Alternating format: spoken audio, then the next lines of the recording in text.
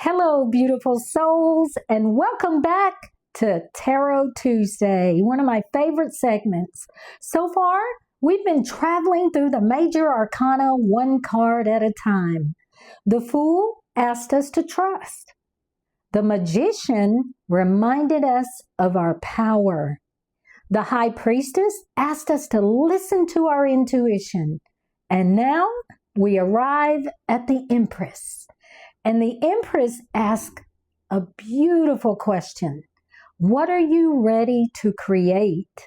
Because creation isn't only about making something. Sometimes it's about creating a new life for ourselves. So here we go. This is the Empress, card number 3 of the major arcana. And immediately she feels so different from the cards we've met before. Look at her surroundings. Everything is abundant. Everything is growing. Everything feels alive. So I want you to see this. She sits around, surrounded by nature. There's wheat growing at her feet. There's a forest behind her, water flows nearby, and on her crown are 12 stars. Yes. So, if we look at her, the Empress is traditionally associated with abundance, creativity, nurturing, beauty, nature, sensuality, and fertility. And when people hear the word fertility, they sometimes assume this card is only about pregnancy or motherhood. But fertility is much, much bigger than that. A fertile life is a life where something can grow. An idea can be fertile. A business can be fertile. A relationship can be fertile. Your creativity can be fertile. Even a completely new version of your life can begin growing. And that's the part of the Empress that I especially love. She doesn't ask, what should you produce? She asks, what deserves to be nurtured? Okay? Because something that's really, really important about creation is we live in a world that talks constantly about productivity. Do more, work harder, finish that list, get the next thing done. But the Empress isn't really about productivity. She's about creation. And those aren't necessarily the same thing, in my opinion.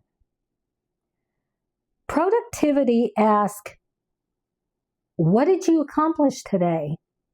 The Empress, however, asks, what are you giving life to? That's a very different question to me. So, whoops. Traditionally, when the Empress appears in a reading, she may point toward creativity, abundance, nurturing, growth, even receiving connection with nature or allowing something to develop. She can also remind us that we can't constantly pour energy outward without nourishing ourselves. Because here's the thing. You can't nurture everything else while completely neglecting yourself. Eventually, there's nothing left to give, right? So, when I created the Meridian Empress for my Meridian Return to Yourself Tarot, I asked the same question I ask of every card. What is the Empress asking us to return to? And for me, the answer was obvious. Return to creation. Look at this card. She's so beautiful. Return to the part of yourself that imagines, the part that dreams, the part that makes something simply because it exists. It wants to exist. And maybe even the part of yourself that got buried underneath responsibilities, expectations, survival, or simply just being busy. So when I look at these two cards together, I don't just see abundance. I see permission. Permission to nurture something before you know exactly what it will become. The traditional Empress asks us or shows us the fertile ground. My Meridian asks, what are you going to grow there? And notice something else. Growth takes time. You don't plant a seed today and dig it up tomorrow because you're worried it hasn't grown yet. You water it. You give it light. You protect it. And you trust the process. Maybe we need to give our dreams that same kind of patience, right? So,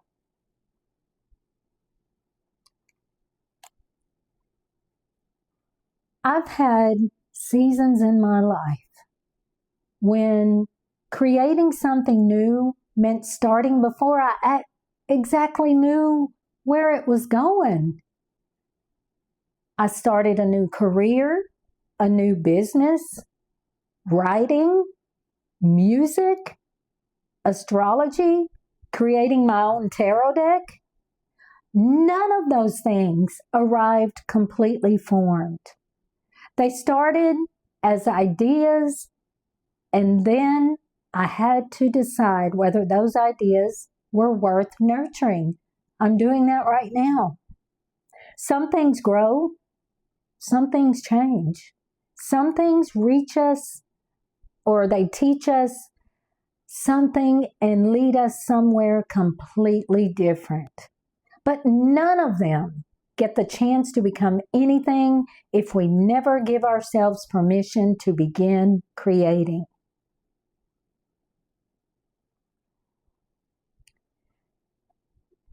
And there's another piece of the Empress I don't want us to overlook, okay? You are also something worth nurturing.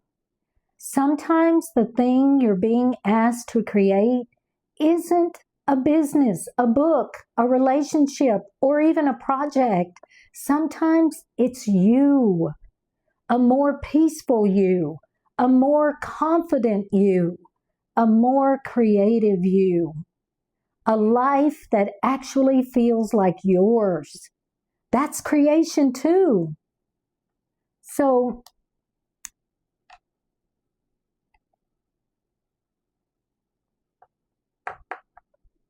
So here's your Tarot Tuesday reflection. What in your life is asking to be nurtured instead of rushed? And then ask yourself, what am I ready to create? Don't worry about how you're going to finish it. Don't worry about whether everyone else understands it. Just notice what keeps asking for your attention. Because maybe that idea, that dream you had, or that new version of yourself isn't asking you to have everything figured out. Maybe it's simply asking you to give it somewhere to grow.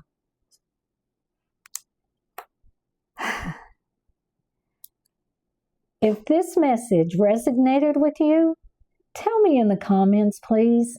What are you ready to create or nurture in your life right now? And if you're enjoying Tarot Tuesday, subscribe and join me next week as we continue our journey through the major arcana. The Fool asked us to trust. The Magician reminded us of our power. The High Priestess taught us to listen.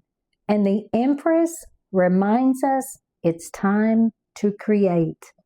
Until next Tuesday, keep returning to yourself. Take care, beautiful souls.